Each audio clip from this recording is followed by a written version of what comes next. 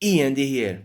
Day 3 for the spoilers of Ikoria Lair of Behemoths. Today we're going to see some cards spoiled for the main set of Ikoria and also cards spoiled for the Commander 2020 which will be launched in conjunction with Ikoria.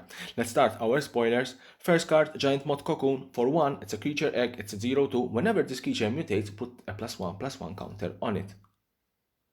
Monstrous Path, 4 and 1 green, sorcery, target creature gets +7/+7 until end of turn, target creature must block if able this turn. Migration Path, 4 and 1 green, it's a sorcery, search your library for up to 2 basic land cards, put them on the battlefield tab, then shuffle your library, as also cycling 2. Barrier Breach, 2 and 1 green, it's an instant, exile up to 3 target enchantments, it has also cycling 2. This is a very good card against the Teros God.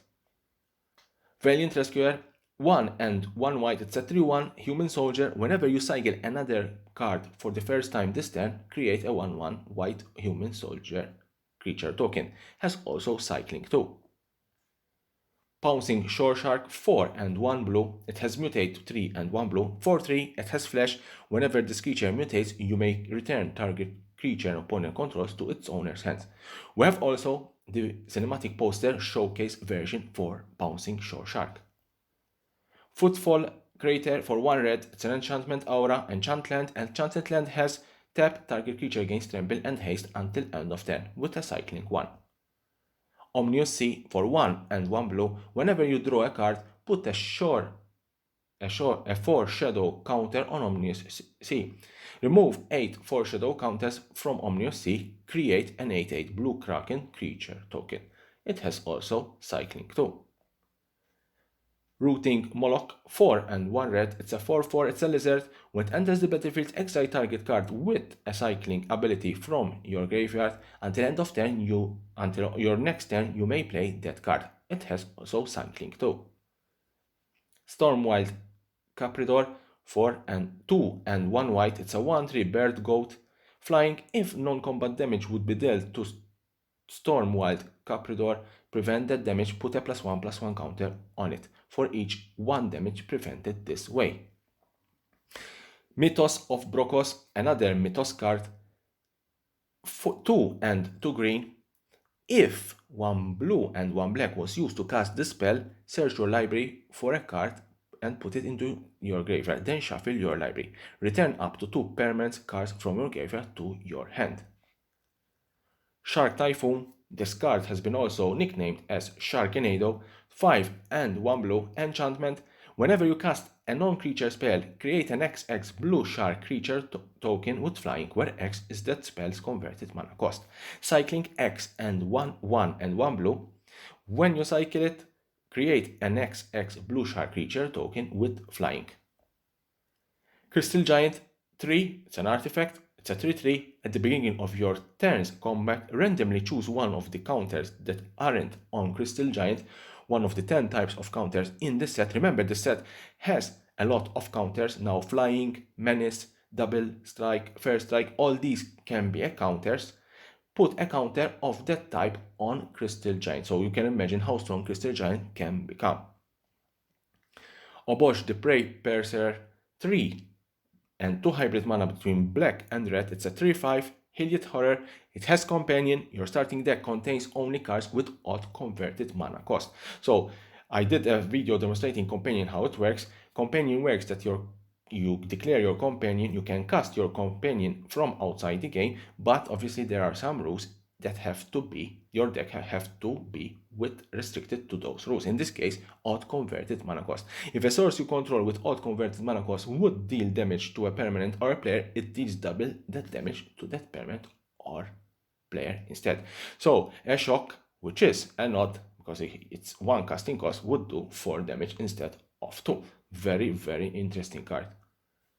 Here we have the Netroid Apex of Death, for 2, 1 white, 1 black, and 1 green. It's a 5/5. It's a cat, Nightmare Beast. It has mutate 4 hybrid mana between green and white and 2 black. It has that touch, it has lifelink. Whenever this creature mutates, return any number of target creature cards with total power 10 or less from your graveyard to the battlefield. Very, very interesting card. We have also, as you can see here, the cinematic poster version of the card, and the Godzilla version for the card, Boleante Plant Beast form.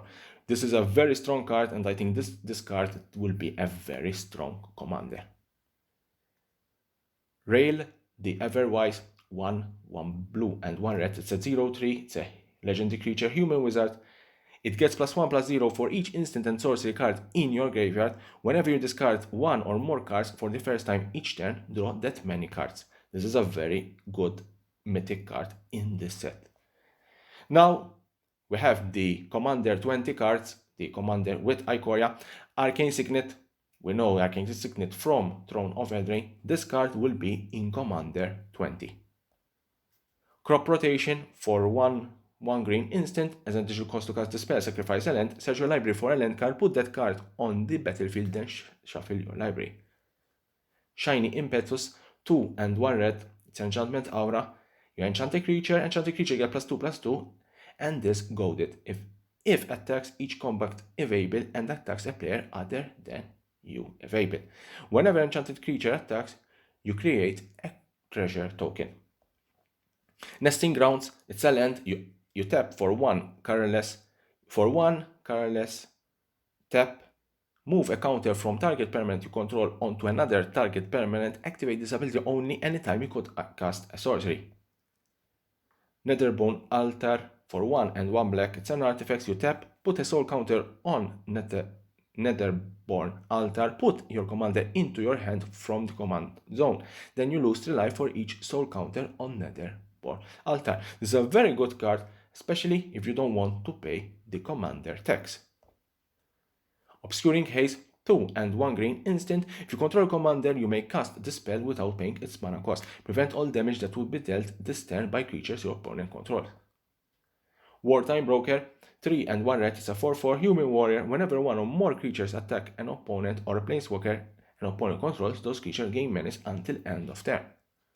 Molten Echoes, 2 and 2 red. It's an enchantment that enters the battlefield. Choose a creature type. Whenever a non-token creature of the chosen type enters the battlefield under your control, create a token that's a copy of the creature.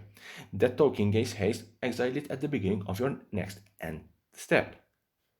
Shared Animosity, 2 and 1 red. Enchantment. Whenever a creature you control attacks, it gets +1/+0 until end of turn for each other attacking creature that shares a creature type with. Curious Herd, 3 and 1 green instant. Choose target opponent. You create X 3/3 green beast creature tokens, where X is the number of artifacts that player controls. Mind Leecher, 4 and 2 black. It's a 5/5 nightmare. Mutate 4 and 1 black. Flying. When this creature mutates, exile the top cards of each opponent's library face down. You may look at and play those cards for as long as they remained exiled. Lifecrafter Bestiary, 3 artifact. At the beginning of your upkeep, scry 1. Whenever you cast a creature spell, you may pay 1 green. If you do, you draw a card. Century Blade, 2 equipment. As it becomes attached to a creature, choose a color. Equip creature gets +2/+0 and has protection from the last chosen color. Equip 3. Flawless Maneuver, 2 and 1 white. This is a very strong card in my opinion, a very good card, and I think it will be quite valuable. If you control a commander, you may cast the spell without paying its mana cost. And remember that any card that can be casted without paying any mana cost, it's always a very good card. Once upon a time, was a very good time. A very good card. Creatures you control gains indestructible until end of turn. Alicia, who smiles at that, 2 and 1 red. It's a 3/2 legendary creature, human warrior. First strike. Whenever it attacks, you may pay a hybrid mana between white and black. If you do, return target creature with power 2 or less from your graveyard to the battlefield tapped and attacking. Tayam Luminous Enigma. These are obviously the commanders in the commander's deck. 1 white, 1 black, and 1 green. It's a legendary creature, Nightmare Beast. Each other creature you control enters the battlefield with an additional vigilance counter on it. For 3, remove 3 counters from among creatures you control. Put the top 3 cards of your library into your graveyard, then return a permanent card with converted mana cost 3 or less from your graveyard to the battlefield. Kelseen the Plague, 1 red, 1 white, and 1 black. It's a 2/2 human assassin. Vigilance, haste. It gets +1/+1 for each experience counter you have. You tap, it deals 1 damage to target creature you don't control. When that creature dies this turn, you get an experience counter. Saxara the Exemplary, 1 black, 1 green, or 1 blue, it's a 2/3 Nightmare Hydra, has that touch, you tap and add 2 mana of any one color. Whenever you cast a spell with X, in its mana cost, create a 0/0 green Hydra creature token, then put X +1/+1 counters on it.